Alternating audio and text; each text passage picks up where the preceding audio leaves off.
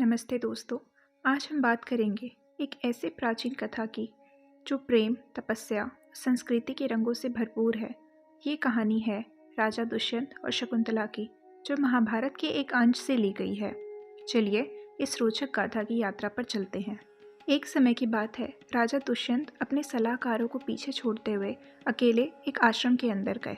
वहां जाकर उन्होंने देखा कि ऋषि कान्वा, जो अपने दृढ़ संकल्प के लिए प्रसिद्ध थे, वो आश्रम में नहीं है। सब कुछ सुनसान सा था।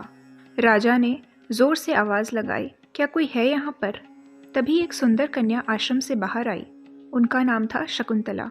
वो आश्रम की साध्वी के वस्त्र में थी, पर उनकी सुंदरता लक्ष्मी जी की तरह थी। शकुंतला ने राजा का स्वागत किया, उनको बैठने के लिए जगह दी, उनके पांव धोए और विनम्रता से उनका सत्कार करते हुए राजा को बोला कि मेरे पिता ऋषि कान्वा फल लाने के लिए आश्रम से बाहर गए हैं, कृपया थोड़ी देर रुकिए, वो जल्दी ही लौटेंगे।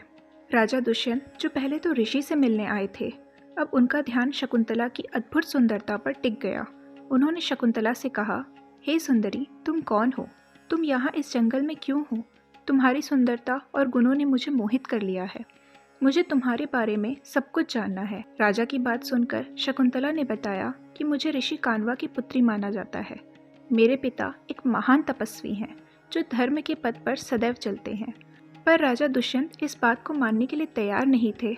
उन्होंने कहा, ऋषि कान्वा जो इतने प्राचीन और धार्मिक हैं, उन्होंने कभी अपने व्रतों का उल्लंघन नहीं किया है।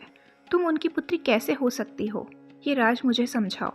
राजा के इस आग्रह पर शकुंतला ने उनको अपने जन्म की कहानी सुनाते हुए बताया कि प्राचीन समय में ऋषि विश्वामित्र अपनी तपस्या से स्वर्ग के राजा इंद्र को चिंतित कर रहे थे। उन्होंने अपनी तपस्या की शक्ति से इंद्र का आसन हिला दिया था, जिससे इंद्र डर गए थे और उन्होंने स्वर्ग की अप्सरा मेनका को बुलाकर कहा, हे मेनका, तुम स्वर्ग की सबसे सुंदर और गुणवती अप्सरा हो। विश्वामित्र की तपस्या मेरी शक्तियों को कम कर रही है। अब समय आ गया है, तुम जाओ, अपने सौंदर्य और मधुरता से उनका ध्यान भंग करो। इंद्र की बात सुनकर मेनका कहती है, हे देवराज, मुझे उनकी शक्तियों और क्रोध का ज्ञान है। उन्होंने अपनी तपस्या के बल से एक नदी तक का निर्माण कर दिया था, जिसका नाम कौशिकी पड़ा। जब वो पैदा हुए थे, वो क्षत्रिय थे, लेकिन अपनी साधना के बल से उन्होंने खुद को ब्राह्मण बनाया। आप स्वयं भी उनके क्रोध के कारण उनके यहाँ सोम पीने गए थे। इतने प्रभावशाली ऋषि का ध्यान भंग कैसे कर पाऊंगी? तभी इंद्र कहते हैं, चिंता मत करो, तुम्हारे साथ मरुत यानी पवन देव और मनमथा यानी कामदेव साथ रहेंगे, तुम्हारा काम सफल होगा। मेनका इंद्र के आदेश पर ऋषि विश्वामित्र के आश्रम गई। उन्होंने अपने सौंदर्य और मधुरता से ऋषि का ध्यान खींचना शुरू किया। तभी पवन देव ने अपना काम किया। मेनका के वस्त्र हवा में उड़ गए। ऋषि विश्वामित्र का ध्यान टूट गया और उन्होंने मेनका को देखा।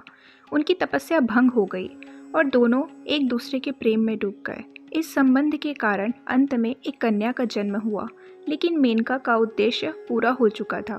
इसलिए उन्होंने अपनी बेटी को एक निर्जन वन में मालिनी नदी के किनारे छोड़ दिया और स्वर्ग में वापस चली गई। छोटी शकुंतला एक सुनसान जंगल में पड़ी थी, लेकिन प्रकृति ने उसका रक्षण किया। कुछ पक्षी जैसे गिद्ध उसके आसपास मंडराने लगे, जैसे उसकी रक्षा कर रहे हों। तभी ऋषि कान्वा वहां आ गए और उस छोटी सी लड़की को अपने आश्रम ले गए। उन्होंने उसका नाम शकुंतला रखा, क्योंकि उसकी रक्षा शकुंत यानी पक्षियों ने की थी। ये था शकुंतला की कहानी का पहला हिस्सा। इसके दूसरे भाग में हम आपको सुनाएंगे कि कैसे शकुंतला का विवाह दुष्यंत से हुआ, कैसे इस महान देश का नाम भारत पड़ा और कैसे एक माँ के साहस ने इतिहास को नए रूप में रच दिया। तो साथियों, फिर मिलते हैं मानुषी के साथ इस कथा के फाइनल हिस्से में। तब तक आप अपना ध्यान रखिए, सच और धर्म के रास्ते पर चलिए। आप सभी को जय श्री कृष्ण, हर हर महादेव।